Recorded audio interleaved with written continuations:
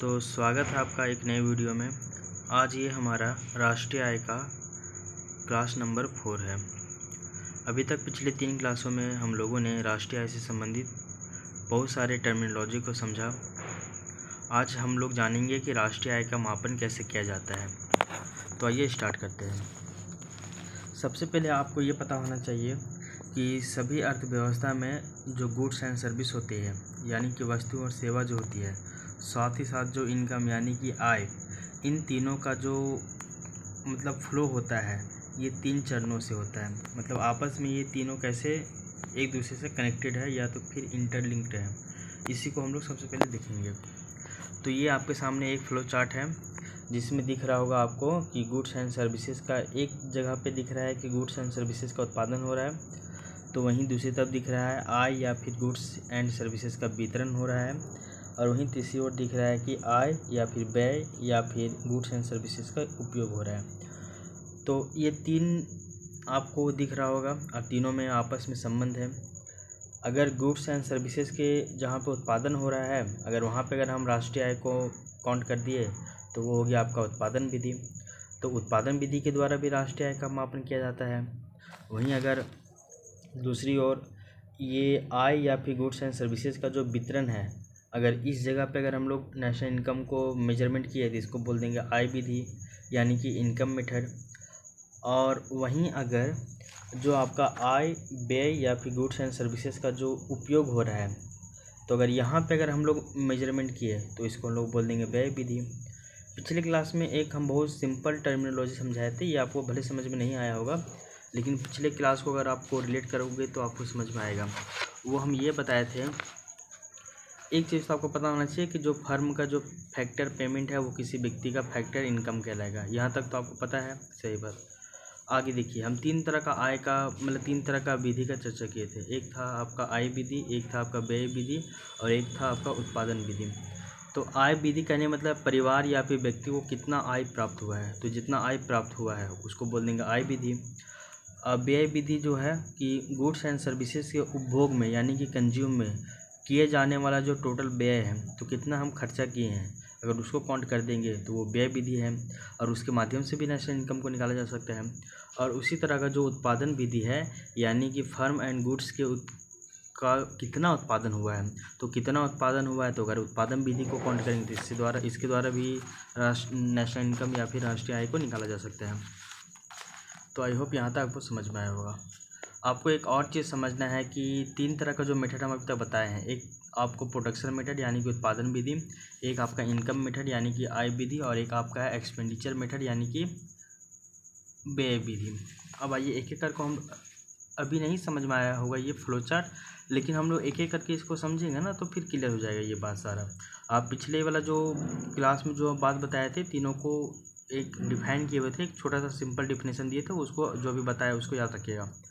आगे देखिए, आय के चक्रीय प्रवाह के आधार पर नेशनल इनकम को 3 दृष्टिकोणों से देखा जाता है। आगे देख लीजिए कि जो आय का जो चक्रीय प्रवाह होता है, जो इनकम का जो साइक्लिक फॉर्म में जो फ्लो होता है ना, तो उसके आधार पर नेशनल इनकम का जो 3 व्यू बनता है, उसको देखने का 3 नज़रिया बनता है। कौन कौन? पहला है कि वस्तु एवं सेवाओं का कुल उत्पादन, कि भाई वस्तु और जो गुड्स एंड सर्विसेज है उसका टोटल प्रोडक्शन कितना हुआ। आगे देखिए, यदि गुड्स एंड सर्विसेज का कुल उत्पादन के आधार पर नेशनल इनकम का अगर हम लोग गणना करते हैं तो उसको हम लोग बोलते हैं उत्पादन विधि। ये तो बताए ही हैं कि वस्तु और सेवा का कितना उत्पादन हुआ है, अगर उसके आधार पर अगर हम लोग गणना करेंगे नेशनल इनकम का तो उसको हम लोग बोलेंगे उत्पादन विधि। आगे देखिए, प्रेजेंट में यानी कि वर्तमान में GVA यानी कि ग्रॉस वैल्यू एडेड विधि का यूज इसके अंतर्गत किया जाता है। अगर हम लोग उत्पादन विधि की चर्चा करिए या उत्पादन विधि के बारे में जानें, तो उत्पादन विधि में तो हम लोग बताए कि जो गुड्स एंड सर्विसेज का कितना उत्पादन हुआ है, तो टोटल उत्पादन के आधार पर अगर हम लोग नेशनल इनकम को निकालते हैं तो आपका उत्पादन विधि हो गया है। लेकिन अभी वर्तमान में उत्पादन विधि के अंतर्गत GVA यानी कि ग्रॉस वैल्यू एडेड जो विधि है, जो मेथड है, उसका यूज किया जा रहा है। आगे देखिए, जब राष्ट्रीय आय की गणना इकोनॉमी यानी कि अर्थव्यवस्था में उत्पन्न होने वाले सभी प्रकार के आयों को ऐड करके किया जाता है तो उसको हम लोग बोलते हैं इनकम मेथड। अब देखो, अगर राष्ट्रीय आय का जो गणना है वो कैसे कर रहे हैं हम लोग कि अर्थव्यवस्था में कितना आय जनरेट हो रहा है, कितना आय उत्पन्न हो रहा है। तो जितना आय उत्पन्न हो रहा है उन सभी प्रकार के आयों को अगर जोड़ देते हैं, इनकम को जोड़ देते हैं, तो जो आपका वैल्यू निकलेगा वो आपका टोटल नेशनल इनकम निकलेगा। और किस विधि से माप में हम लोग उसको, तो इनकम मेथड से मापे, उसको हम लोग आय विधि से मापे। नेक्स्ट देखिए, जब इकोनॉमी में फाइनल गुड्स एंड सर्विसेज यानी कि जो अर्थव्यवस्था में जो अंतिम वस्तु और सेवा के उपभोग में, यानी कि उसको हम लोग यूज करने में, उपभोग में होने वाला जो टोटल व्यय है, तो व्यय के बेस पे यानी कि व्यय के आधार पे जीडीपी की अगर काउंटिंग की जाती है तो उसको हम लोग एक्सपेंडिचर यानी कि व्यय विधि कहते हैं। ऊपर जो चीज़ लिखा हुआ था, जो चीज़ आपको समझ में नहीं आया होगा वो चीज़ यहाँ समझ में आ गया होगा। कहने मतलब है कि कोई भी अर्थव्यवस्था में जो अंतिम वस्तु और जो सेवा होती है, तो उसके उपभोग में जो टोटल व्यय किया जाता है, यदि उसको आधार मान के अगर जीडीपी काउंटिंग किया जाता है तो उसको लोग बोल देंगे एक्सपेंडिचर मेथड यानी कि व्यय विधि। तो समझ में आ गया होगा आपको यहाँ तक। अभी आय विधि क्या है, व्यय विधि क्या है, उत्पादन विधि क्या है, ठीक है ना। अब आइए एक एक करके स्टार्ट करते हैं। सबसे पहले है आपका उत्पादन विधि। उत्पादन विधि क्या है इसको देख लीजिए कि इसके अंतर्गत नेशनल इनकम की जो गणना है वो दो प्रकार से की जाती है। किसके अंतर्गत, उत्पादन विधि के अंतर्गत। क्या बोले हम कि उत्पादन विधि के अंतर्गत जो राष्ट्रीय आय है उसकी जो गणना है वो दो प्रकार से की जाती है। दो वो टाइप्स यानी कि प्रकार कौन कौन से हैं। पहला है आपका अंतिम उत्पाद विधि, क्या बताएं, अंतिम उत्पाद विधि। और दूसरा है वो आपका है मूल्य वर्धित विधि। तो अंतिम उत्पाद विधि और दूसरा है आपका मूल्य वर्धित विधि। आगे देखिए, अंतिम उत्पाद विधि किसको कहते हैं वो देखिए, जब राष्ट्रीय आय की जो गणना है उस गणना में किसी एक फाइनेंशियल ईयर यानी कि वित्तीय वर्ष में उत्पादित सभी वस्तु एवं सेवाओं के प्राइस को यानी मूल्य को जोड़ दिया जाता है, तो उसको हम लोग बोलते हैं फाइनल प्रोडक्ट मेथड यानी कि अंतिम उत्पाद विधि। तो अंतिम उत्पाद विधि क्या हो गया कि जब नेशनल इनकम को जो हम लोग गणना करते हैं वो कैसे करते हैं, एक वित्तीय वर्ष में उत्पादित सभी वस्तु एवं सेवाओं के प्राइस को यानी कि मूल्य को जोड़ देते हैं, तो उसको हम लोग बोलते हैं फाइनल प्रोडक्ट मेथड यानी कि अंतिम उत्पाद विधि। समझ में आ गया। आगे देखिए, अंतिम उत्पाद विधि में जो इंटरमीडिएट गुड्स होता है उसको हम लोग काउंट नहीं करते हैं। क्यों नहीं काउंट करते, क्योंकि यहाँ से फिर डबल काउंटिंग हो जाएगा तो फिर समस्या है। आगे देखिए, इस विधि का कहने का मतलब है अंतिम उत्पाद विधि का यानी कि फाइनल प्रोडक्ट मेथड का डायरेक्ट जो संबंध होता है वो जीडीपी से होता है, ठीक है ना। अंतिम उत्पाद विधि का संबंध किससे होता है, डायरेक्ट वो होता है जीडीपी से होता है। इंडिया में उत्पादन विधि के अंतर्गत ही जीडीपी की गणना जो है वो मार्केट प्राइस पे की जाती है। अब हम बताएं कि जीडीपी का गणना मार्केट प्राइस पे होता है, वहीं जीबीए का गणना बेसिक प्राइस पे होता है। तो आपको ये पता होना चाहिए कि जो जीडीपी का गणना मार्केट प्राइस पे होता है उसमें उत्पादन विधि के अंतर्गत अंतिम उत्पाद विधि का प्रयोग किया जाता है, जिसको हम लोग जीडीपी और मार्केट प्राइस भी कहते हैं। यहाँ तक आपको समझ में आ गया होगा। नहीं समझ में आया होगा वीडियो को थोड़ा पीछे करके देखिएगा। नेक्स्ट है आपका मूल्य वर्धित विधि। अभी तक हम लोग समझ लिए अंतिम उत्पाद विधि क्या है वो जान गए। नेक्स्ट है आपका मूल्य वर्धित विधि। क्या है, मूल्य वर्धित विधि। अब देखिए, मूल्य वर्धित जो विधि है इस विधि के अंतर्गत यानी कि मूल्य वर्धित विधि के अंतर्गत उत्पादन के प्रत्येक स्तर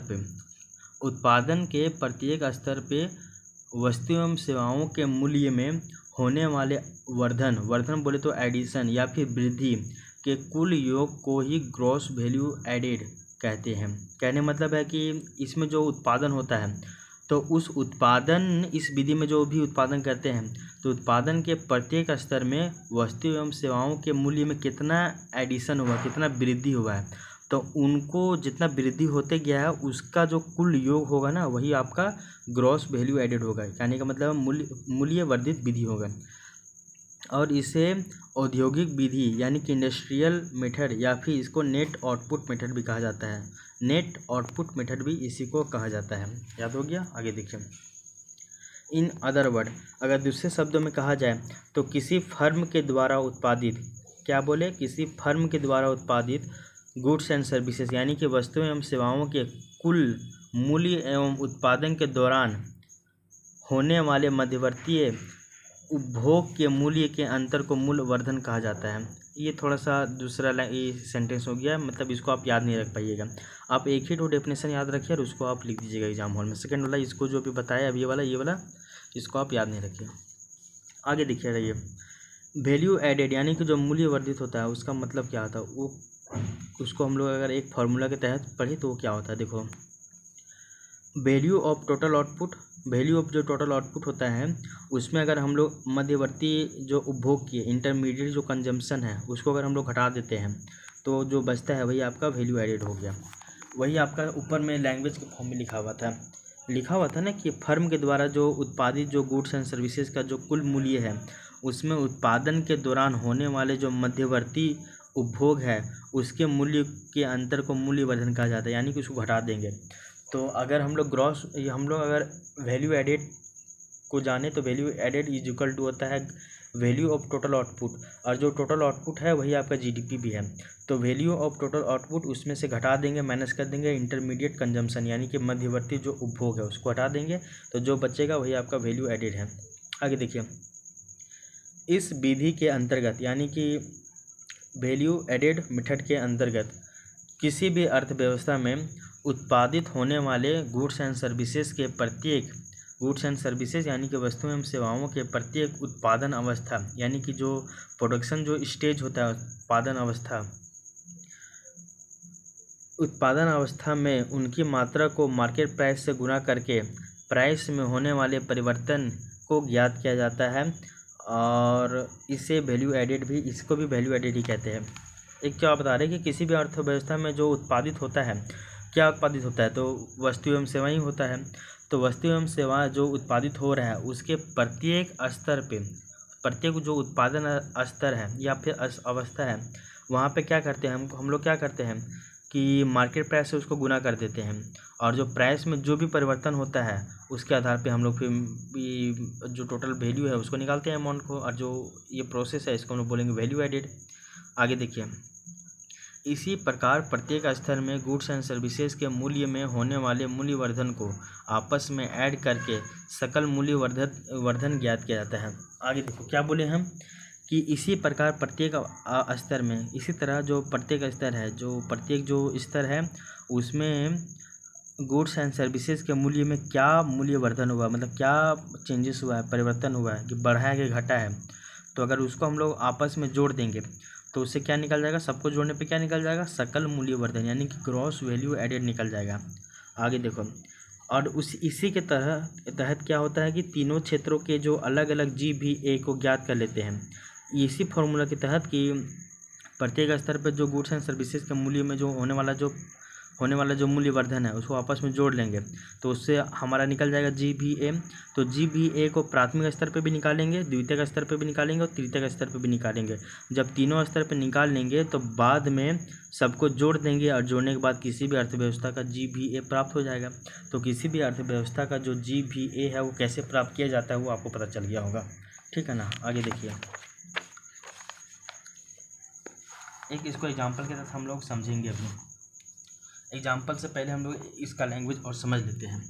वो क्या है, देखिए, किसी फर्म के द्वारा उत्पादित, अब देखो, किसी फर्म के द्वारा उत्पादित गुड्स एंड सर्विसेज यानी कि वस्तुओं एवं सेवाओं के कुल मूल्य यानी कि टोटल प्राइस एवं प्रोडक्शन के दौरान होने वाले मध्यवर्ती उपभोग के मूल्य के अंतर को वैल्यू एडेड कहते हैं। जो पीछे लिखा हुआ था वो यहाँ पे भी लिखा हुआ है, अगर आपको वहाँ समझ में नहीं आया तो यहाँ समझ लीजिए। इसको एक फार्मूला के तहत समझिए।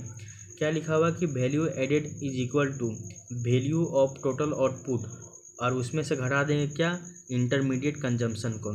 तो वैल्यू एडेड मतलब क्या हो जाएगा कि जो वैल्यू ऑफ टोटल आउटपुट है उसमें हम लोग घटा देंगे इंटरमीडिएट कंजम्पशन को। इंटरमीडिएट कंजम्पशन यानी कि जो मध्यवर्ती जो उपभोग है उसको घटा देंगे तो जो आपका निकलेगा वही आपका वैल्यू एडेड है।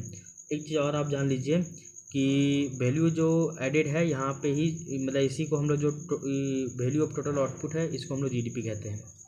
आगे जान लीजिए, वैल्यू एडेड मेथड के अंतर्गत किसी इकोनॉमी में होने वाले गुड्स एंड सर्विसेज के प्रत्येक उत्पादन अवस्था में उनकी मात्रा को मार्केट प्राइस से गुना कर प्राइस में होने वाले चेंजेस को ज्ञात किया जाता है। ये पीछे लिखा हुआ था जिसको हम लोग वैल्यू एडेड कहते हैं। ये चीज़ पीछे लिखा हुआ तो आपको ये समझना होगा। यही चीज़ सेम पीछे लिखा हुआ था, यहाँ पे डबल हो गया, लिखा गया, ठीक है, आप इसको नेगलेक्ट कीजिएगा, ये चीज़ 2 बार लिखा गया है।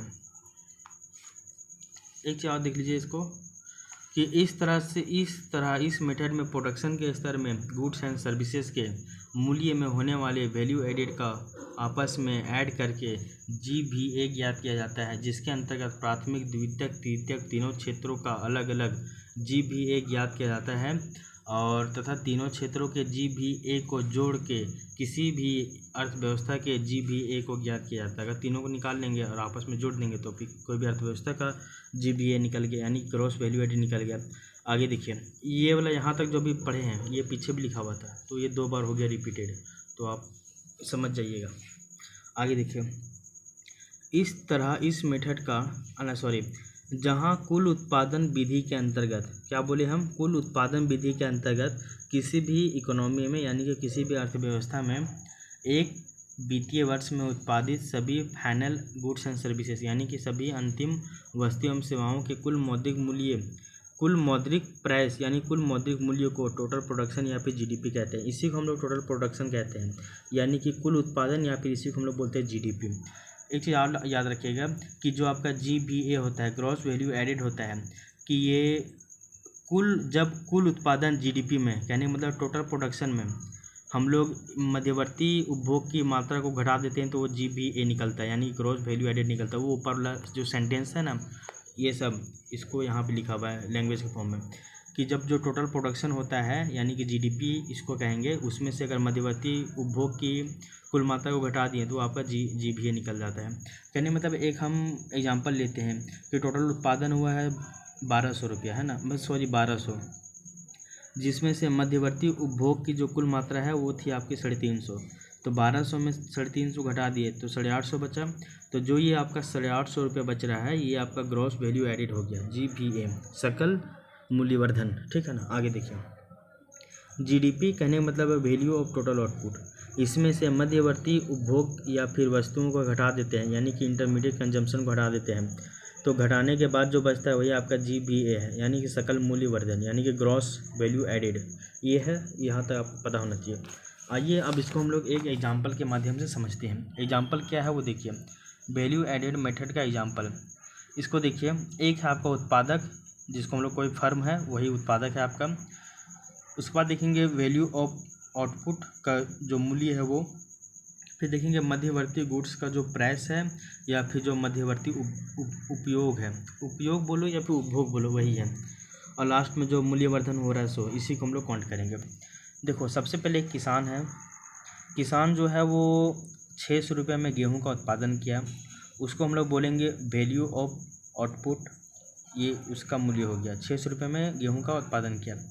उसके बाद देखिए मध्यवर्ती जो व्यय था किसान का वो था आपका 200 रुपया, तो 600 रुपया में से 200 रुपया घटा दिए तो जो बच रहा है वो आपका मूल्यवर्धन हो गया, यानी कि वैल्यू एडेड हो गया। आपको बताया ना कि टोटल जो प्रोडक्शन है वो 600 है, उसमें आपका जो मध्यवर्ती व्यय है वो आपका 200 है, तो जो बच रहा है वही आपका वैल्यू एडेड हो गया, यानी मूल्यवर्धन हो गया, तो 400। आगे देखिए, किसान से वो गया आटा मिल के पास, आटा मिल में 800 रुपये में आटा का उत्पादन किया गया, कितना में, 800 रुपये का, जिसमें से 600 रुपया मशीन में, बिजली में इत्यादि में खर्च हो गया। तो 800 रुपया आपका जो था वो था आपका टोटल प्रोडक्शन, और 600 जो था वो आपका इंटरमीडिएट आपका कंजम्पशन था गुड्स एंड सर्विसेज वाला में। तो 600 और ये तो 800 में 600 घटा दिए, 200 बचा, 200 जो बचा आपका वो था आपका वैल्यू एडेड या मूल्यवर्धन। उसके बाद थर्ड नंबर में हम लोग गए बेकर के पास, जो बेकरी में, तो बेकरी जो है वो 1000 रुपये में ब्रेड का उत्पादन किया, कितना किया, ब्रेड 1000 में, जिसमें से 800 रुपया उसको ब्रेड को बनाने में खर्च हुआ, कितना हुआ, 800 रुपया, फ़ायदा हुआ 200 रुपया।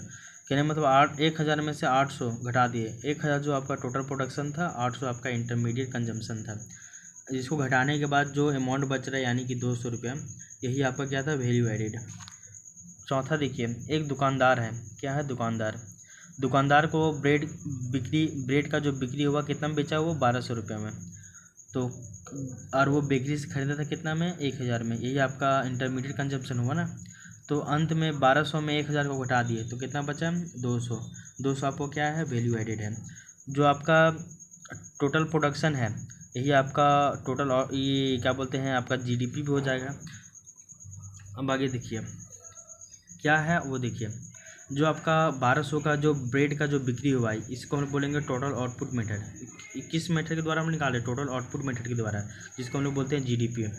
इसको कुल आउटपुट विधि भी कहते हैं, और इससे ही जीडीपी को कैलकुलेट किया जाता है। और जीडीपी को किस पे कैलकुलेट किया जाता है? तो इसी पे किया जाता है। आगे देखिए, ये जो 200 है, ये उत्पादन के प्रत्येक स्तर में जो वैल्यू एडेड हुआ है उसको दर्शा रहा है। तो पहले वैल्यू एडेड हुआ कितना? 400, फिर हुआ 200, फिर हुआ 200, फिर हुआ 200। तो सबको हम लोग जोड़ दिए तो कितना निकला? 1000। और 1000 जो निकला है, यही आपका क्या है? यही आपका नेट आउटपुट मेथड है। ये क्या है? आपका नेट आउटपुट मेथड है। और ये आपका टोटल आउटपुट मेथड हो गया। ये आपका टोटल आउटपुट मेथड हो गया, टोटल। और ये आपका नेट, ये आपका जो है नेट, ठीक है ना। और इस पे जी भी एक कैलकुलेट होता है। इस पे क्या कैलकुलेट होता है? तो जी भी एक कैलकुलेट होता है, यानी कि ग्रॉस वैल्यू एडेड को इसको यहाँ पे कैलकुलेट किया जाता है। आगे देख लीजिए, देखिए किसान 600 का गेहूँ लगाया, तो 200 उसका बिजली पानी इस सब में खर्च हुआ, तो मूल्यवर्धन कितना हुआ? 400 रुपया। 600 रुपये में गेहूँ लगाया, 200 रुपया उसका बिजली इस सब में खर्च हो गया, तो जो मूल्यवर्धन हुआ, जो वैल्यू एडेड हुआ, 600 रुपये उसका टोटल प्रोडक्शन हुआ, जिसको हम लोग जीडीपी बोल देंगे।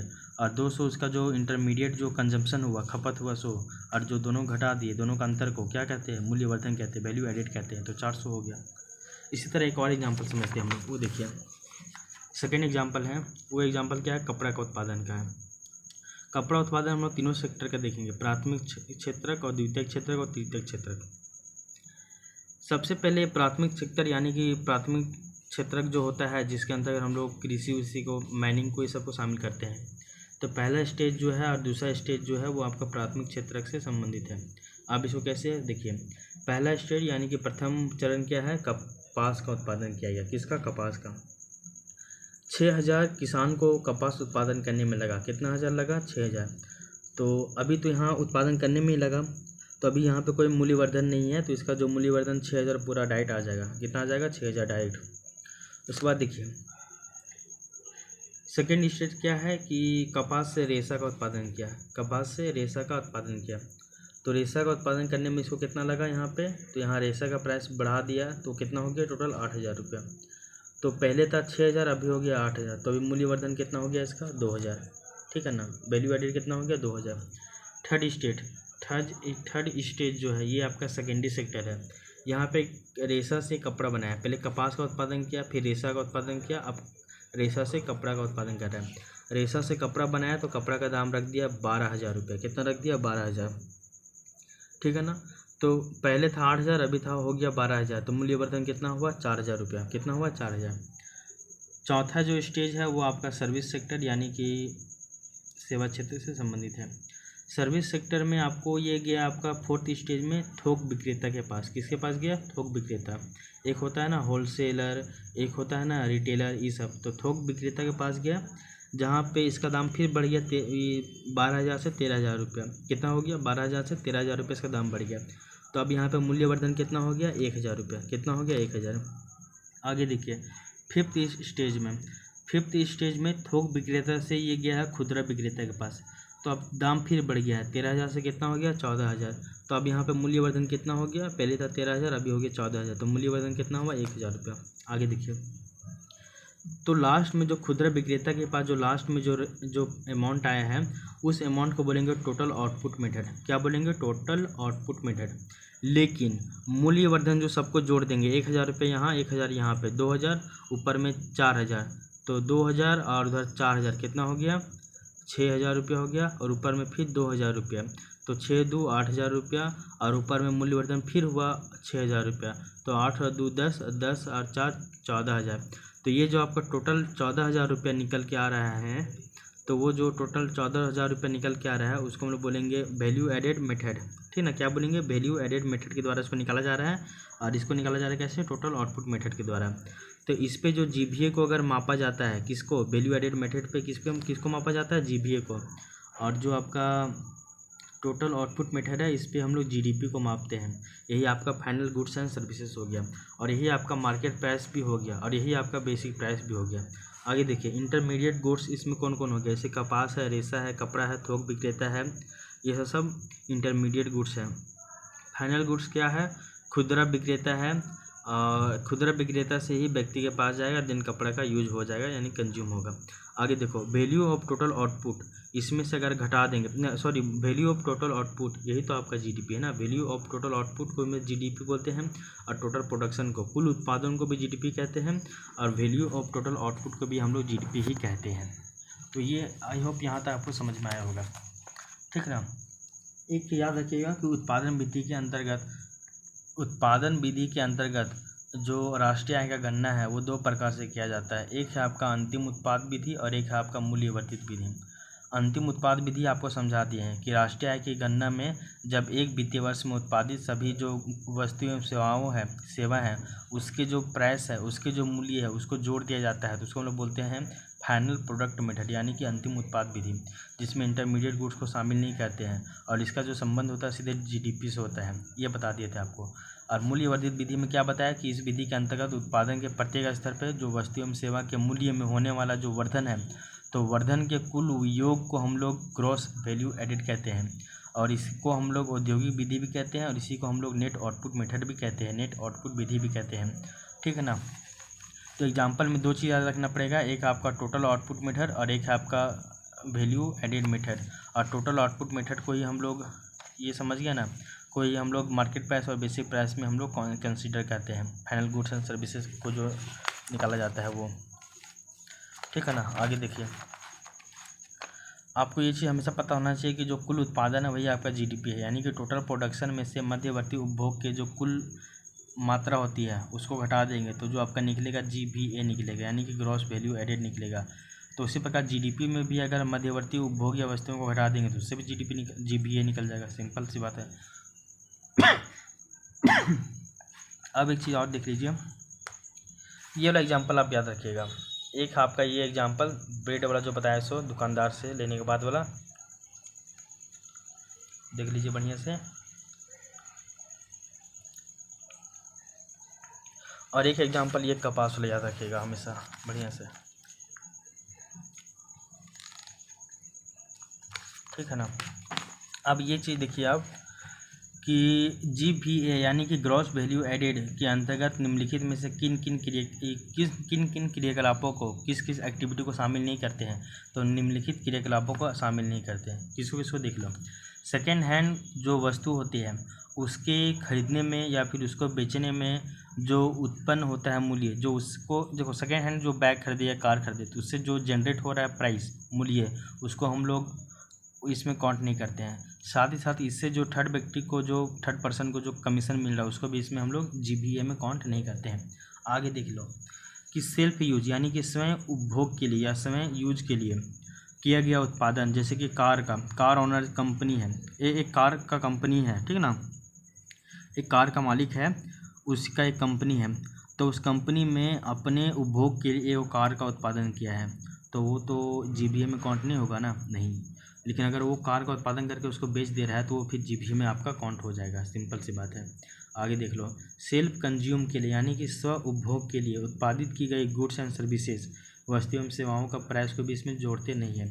एग्जाम्पल के लिए किसी किसान जो फैमिली है, किसान फैमिली के लिए स्व उपभोग के लिए उत्पादित किया गया गेहूँ और उसका जो गेहूं का जो टोटल मूल्य होगा वो हम लोग जीवीए में काउंट नहीं करेंगे। जबकि किसान फैमिली गेहूं उत्पादन किया, उसको जाकर मार्केट में बेच दिया तो उसको हम लोग जीवीए में काउंट कर लेंगे। आगे देखो, मध्यवर्ती गुड्स एंड सर्विसेज का जो टोटल प्राइस होता है उसको भी हम लोग, इंटरमीडिएट गुड्स को हम लोग जीवीए के अंतर्गत काउंट नहीं करते हैं। आगे देख लो, केयर इकोनॉमी देखभाल अर्थव्यवस्था, जिसके अंतर्गत किसी गृहिणी के द्वारा अपने परिवार हेतु बनाया गया भोजन, कोई घर की हमारी मम्मी खाना बनाती है, डेली खाना बनाती है, हमेशा सालों भर खाना बनाती है, तो क्या उसको जीवीए में काउंट करते हैं? नहीं। लेकिन अगर हमारे घर में नौकरानी आ जाएगी, वो खाना बना देगी, तो वो फिर जीवीए में काउंट हो रहा है। आगे देख लो,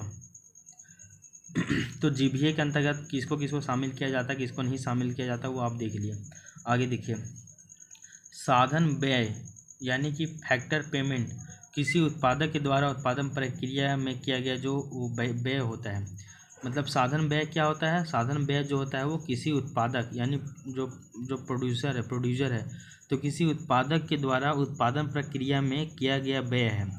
जैसे कि अपने कर्मचारियों को पैसा देता है, भूमि खरीदा तो लैंड में कुछ पैसा लगाया, मशीन खरीदा तो मशीन में कुछ खर्चा किया, लेबर को दिया कुछ खर्चा। तो ये सब जो खर्चा कर रहा है यही आपका साधन व्यय है। और साधन व्यय है तो कहने मतलब है फैक्टर पेमेंट, वो किसी के लिए फर्म का फैक्टर पेमेंट अब वो व्यक्ति के लिए फैक्टर इनकम होता है, वो बताए हैं। ये नीचे लिखा हुआ भी है कि फर्म का फैक्टर पेमेंट व्यक्ति का फैक्टर इनकम होगा। समझ में आ गया ना।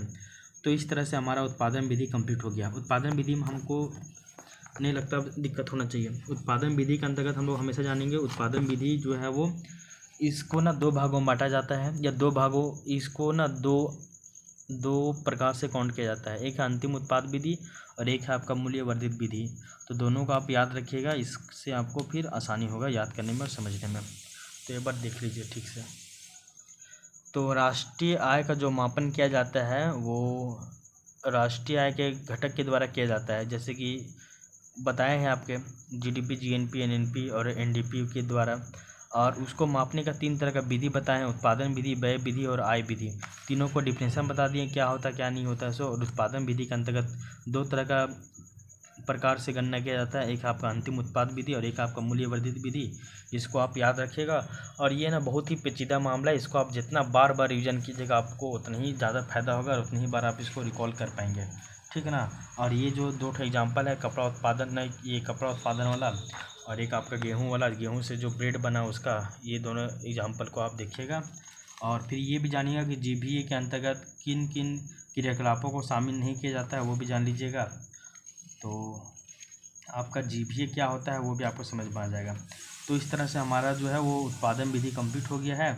नेक्स्ट क्लास में हम लोग आय विधि यानी कि इनकम मेथड को पढ़ेंगे और फिर आपका व्यय विधि को पढ़ लेंगे। उसके बाद फिर राष्ट्रीय आय के अन्य जो घटक है वो पढ़ लेंगे। तो हमारा जो राष्ट्रीय आय वाला जो टॉपिक है वो पूरी तरीके से कंप्लीट हो जाएगा। तो थैंक यू, बाय बाय।